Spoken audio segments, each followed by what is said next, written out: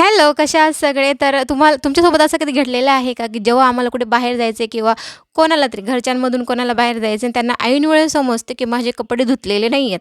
असं आमच्या घरात घडलेलं आहे. तर अंशूच्या पप्पांना जायचं होतं बाहेरगावी ड्युटीला. त्यांना बंदोबस्त होता.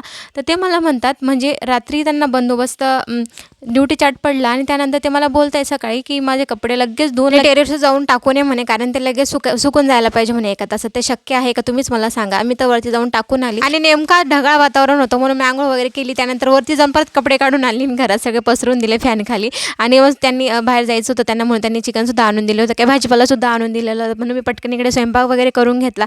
त्यांचं जेवण वगैरे झालं आणि त्यांचं इकडे पॅकिंग चालू आणि त्यांचं असं आहे, की माझी पॅकिंग आहे म्हणून मीच करेन. कारण त्यांचं असं आहे, की माझ्या ज्या गोष्टी आहेत जे मला माहिती आहेत म्हणून मीच ठेवणार आहे. तुम्हाला काय माहिती नाही म्हणून तुम्ही काही त्याला हात नका लावून, तुम्ही काही त्या गोष्टी करू नका, असं त्यांचं म्हणणं असतं. म्हणून त्यांनीच ती पॅकिंग केली आणि त्यानंतर ते जायला निघाले. तर असा होता माझा आजचा दिवस. Okay, bye.